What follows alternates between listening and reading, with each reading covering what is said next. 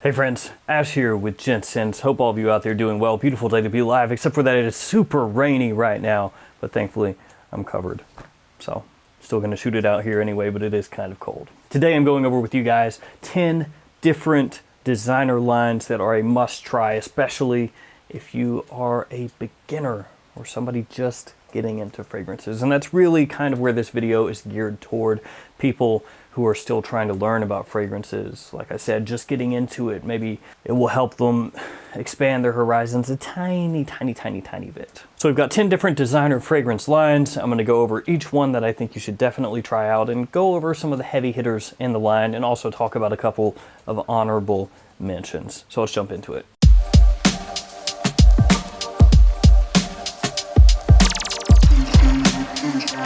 So before I jump into the designer lines, I probably will do a niche version of this at some point as well. That is a little bit more difficult though, because niche fragrance houses don't as often have specific lines for fragrances. A lot of times they're all just kind of underneath the same umbrella, but we'll give it a shot. Okay, first line that I think you should try, the Dior Homme line.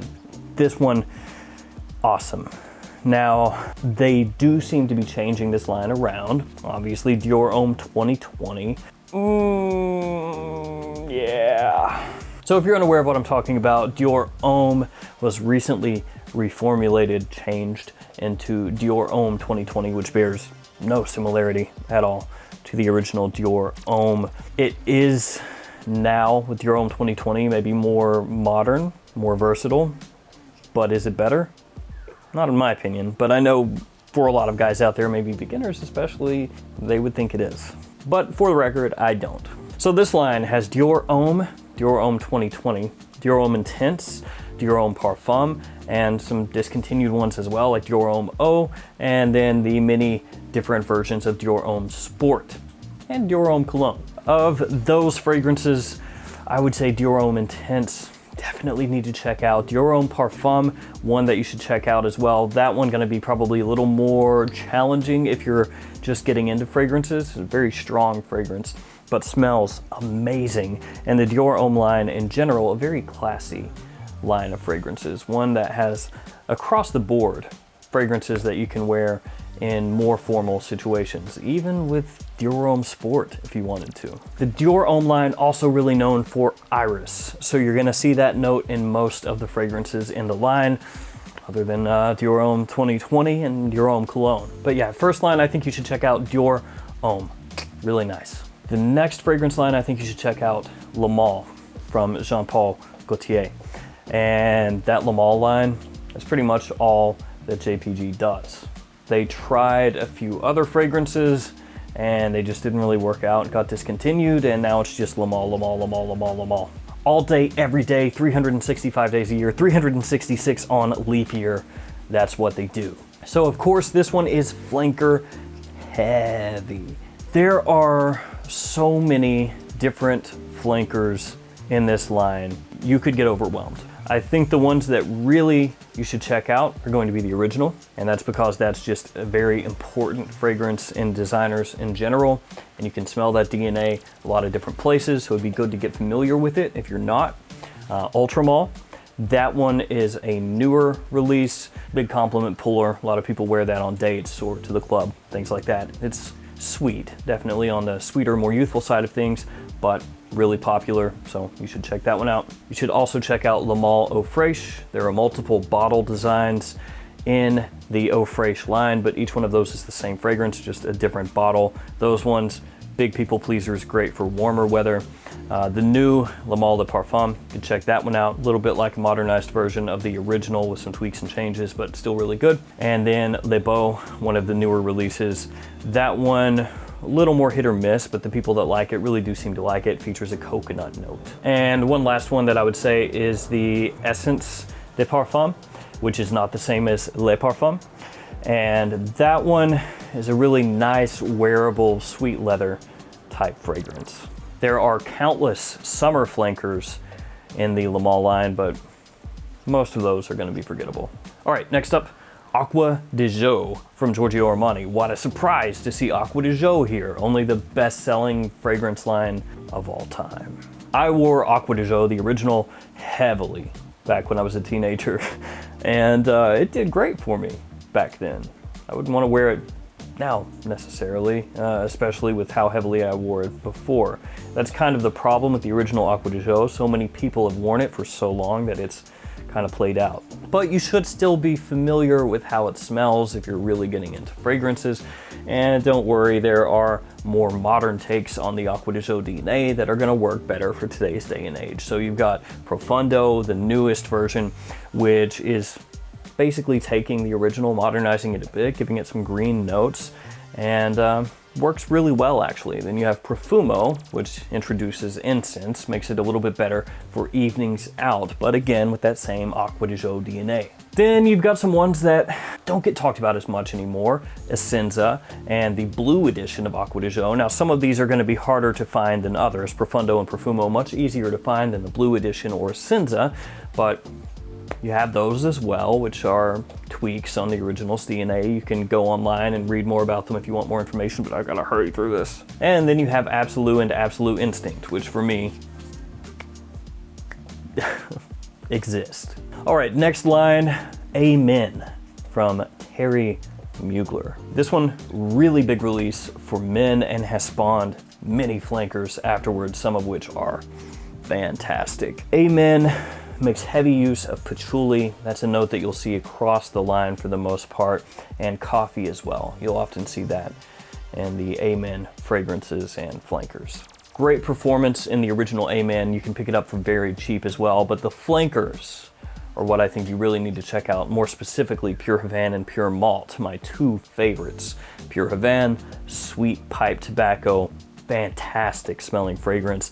Big compliment puller, believe it or not. I actually wore it to the office all the time. Pure Malt, also sweet, but instead of going with that honeyed pipe tobacco, this one instead going with a little boozier touch. A lot of the Amen flankers are discontinued, so pretty hard to find, or if you do find them, you're gonna be paying up, like Ultra Zest, for example. It commands a premium, and I don't think you should pay it. It's good, but you don't need to take out a second mortgage for it. Right now, some of the easier ones to find, basically the ones on Mugler's website, are gonna be Cryptomint, which is kind of a chocolate minty sort of fragrance, almost like those Andes chocolate mints, if you've ever seen those. Then you've also got Amen Ultimate and Amen Pure Coffee, but those two you could probably skip, unless you just really want to deep dive the line.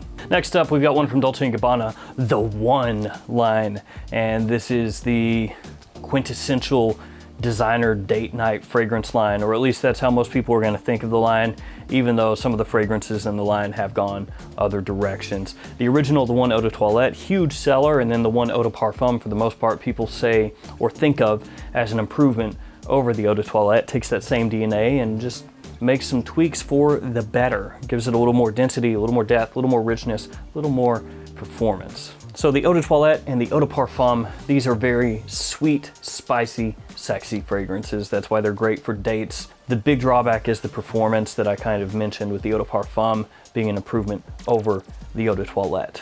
Then you have the One Sport, which you can just forget I said that, pretend that doesn't exist. And you have the One Gray, which a lot of people do not like, but I personally do. I think it's a good fragrance for close proximity situations. It's got a nice vetiver note, great office fragrance. There's a smidge of the original's DNA in the One Gray, but a lot of people do dislike it. They think that it didn't really fit in all that well. Then you've got the One Royal Night and the One Mysterious Night, both of which take the One DNA and give it a Middle Eastern twist. Those are really nice fragrances. And most recently, you have the One Eau de Parfum Intense. That one, actually, you don't see too many people talking about, even though it is a new release in a really big line. I think that the original Eau de Parfum of the One is better overall for me, but it's not terrible. Let me run through a couple of honorable mentions here really quickly, and it will be quick.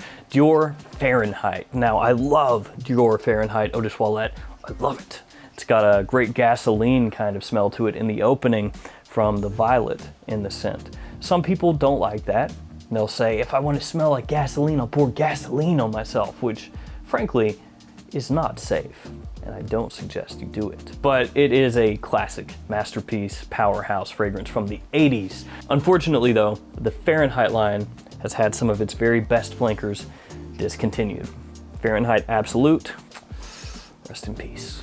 Aqua Fahrenheit, rest in peace. And then also Fahrenheit 32. A lot of people really enjoyed that one. I personally didn't a whole lot, but I know a lot of you out there did. And Fahrenheit Cologne, which is basically the follow-up to Aqua Fahrenheit, is not as good as Aqua Fahrenheit. There is Fahrenheit Le Parfum, which is very good, but because of those discontinuations of those fragrances that I would suggest you check out, I can't say that Fahrenheit is one of the top 10. And then Dior Sauvage, we'll mention that really quickly. So 2 Diors here.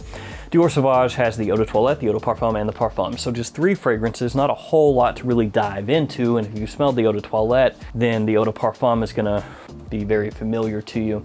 Parfum does change it up a bit from the EDT and the EDP, but I don't think that this is necessarily one of the 10 that you have to dive into fragrance line wise. But if you're looking for compliments and you don't care about anything else, check out Dior Sauvage. Up next, 1 Million by Paco Rabanne. Yeah, the club staple, 1 Million.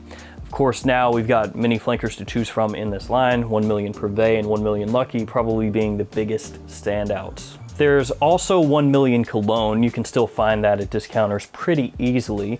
That one seems to be a bit hit or miss. Some people absolutely love it as an under the radar hidden gem. Other people think it's not very good. Between those two parties, I lean more toward the under the radar, underrated category. And then of course you have the new 1 Million Parfum, which I'm not a huge fan of personally, but it's still out there. Check it out. Lucky and Privé are gonna be the 2 that most people gravitate toward nowadays, unless you're just after that classic club banger that the original 1 Million is. There was a 1 Million Intense release that is now discontinued, which was actually really good, but I can't really include that since it's hard to find now. Privé, more of a sweet, spicy fall time fragrance.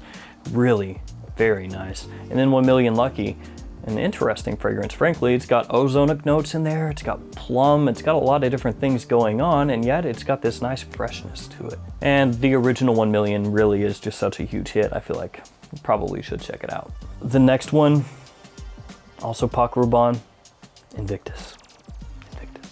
I feel like I've talked about Invictus in one way, shape, form, or another so many times. Talking about just the Invictus fragrances themselves or the Invictus DNA, which is spread everywhere. And because of that, you really should probably know how the original Invictus smells.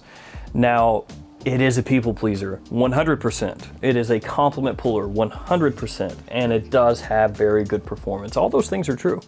It's also pretty youthful and it has a bubblegummy kind of scent profile to it, but I just don't love it.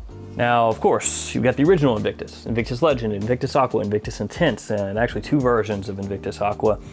Of those, Invictus Aqua would be my favorite if I had to choose just one. And I know I let on like I really, really hate Invictus sometimes. To be honest, I've smelled it so many times that I'm desensitized to it. Not that I don't smell it, it's just I'm used to it. I've got a PTID, post-traumatic Invictus disorder. So when I smell it, I'm just like, Invictus again. Honestly though, it's really not that bad. But you should definitely smell it for sure. Invictus is everywhere, the DNA is everywhere, super popular, big compliment puller. I know why it sells, I know why it works. And if you want attention, one of those 4 fragrances should probably be in your rotation somewhere. Really quickly, a couple more honorable mentions. The Low DC line by Issey Miyake. Low DC, an enormous release, very pleasing, centered around yuzu, fresh, great for the summer. But there are other lines there that I would like to include, like the Nuit DC line or the Major DC line, but those are technically separate. So yeah, honorable mention.